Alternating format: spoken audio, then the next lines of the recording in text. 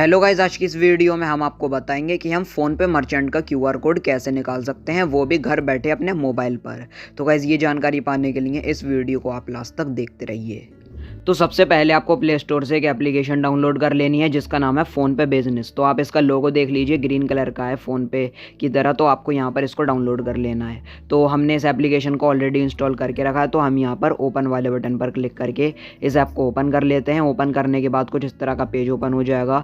ये परमिशन मांगेगा, तो आप इसको लोकेशन परमिशन अलाउ कर दीजिए। उसके बाद यहाँ पर आपको अपना फ़ोनपे का रजिस्टर्ड मोबाइल नंबर एंटर कर देना है, जिस मोबाइल नंबर का आपका मर्चेंट अकाउंट बना हुआ है। मोबाइल नंबर हमने एंटर कर दिया है। वेरीफाई ऑप्शन पर हम जैसे ही क्लिक करेंगे तो हमारे रजिस्टर्ड मोबाइल नंबर पर 5 डिजिट का OTP आएगा। तो वो OTP हमें यहाँ पर एंटर कर देना है।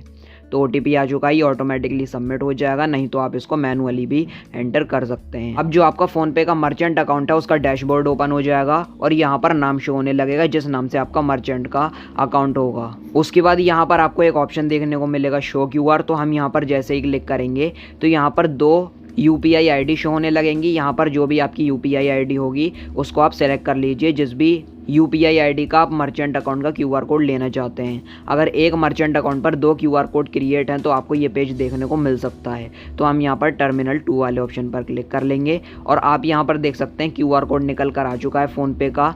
अब इस QR कोड पर हम भीम UPI के किसी भी ऐप के थ्रू पेमेंट कर सकते हैं। ऐप के ऑप्शन भी हमें नीचे की तरफ देखने को मिल जाएंगे, फ़ोनपे, गूगल पे, अमेज़ॉन पे, ICICI, state bank of India, काफ़ी सारे ऑप्शन यहाँ पर शो होने लगे हैं। तो अगर आप दूसरे UPI ID का QR कोड निकालना चाहें तो आप इस एरो वाले ऑप्शन पर क्लिक कीजिए। क्लिक करने के बाद दूसरा आपको UPI ID शो होने लगेगा। तो अगर आप यहाँ पर क्लिक करेंगे तो दूसरा QR कोड भी यहाँ पर निकल कर आ जाएगा। तो मैं इसको T2 पर क्लिक कर लेता हूँ। उसके बाद यहाँ पर अगर आप इसको डाउनलोड करना चाहें तो डाउनलोड करने का ऑप्शन आपको नहीं मिलेगा।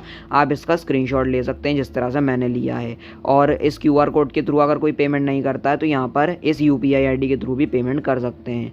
और इसके बारे में मैं आपको फ़ोनपे बिजनेस के बारे में कुछ डिटेल्स बता देता हूँ। अगर आप यहाँ पर हिस्ट्री वाले ऑप्शन पर क्लिक करेंगे तो यहाँ पर हिस्ट्री शो होने लगेगी, किस पर्सन ने कब कितनी ट्रांजैक्शन की है, कितने रुपए आपको पे किए हैं, वो सारे यहाँ पर शो होने लगेंगे। और कितना आपके बैंक में क्रेडिट हुआ है वो भी शो होने लगेगा। अगर आप होम पर जाएंगे तो यहाँ पर खाता ऑप्शन पर क्लिक करके उधार खाता भी आप यहाँ पर ऐड कर सकते हैं। ऐड कस्टमर वाले ऑप्शन पर क्लिक करके फ़ोन नंबर, नेम और अमाउंट एंटर करके आप यहाँ से कस्टमर को ऐड भी कर सकते हैं। और उसके मोबाइल नंबर पर मैसेज भी पहुँच जाएगा कि आपने कौन सा सामान परचेज किया है, अगर आप यहाँ पर ऐड करते हैं तो गाइस यही थी आज की वीडियो। इसी तरीके से आप भी बड़ी आसानी से अपने QR कोड को निकाल सकते हैं अपने फ़ोन पे मर्चेंट के और किसी से भी पेमेंट रिसीव कर सकते हैं। तो यही थी आज की वीडियो। अगर अब भी आपके मन में कोई भी किस तरह का सवाल या कोई भी डाउट है तो आप हमें कमेंट सेक्शन में लिखना ना भूलें, हम आपके कमेंट का रिप्लाई ज़रूर करेंगे। वीडियो को आप लाइक और शेयर कर देना, चैनल को आप सब्सक्राइब करना बिल्कुल ही मत भूलना। Thank you.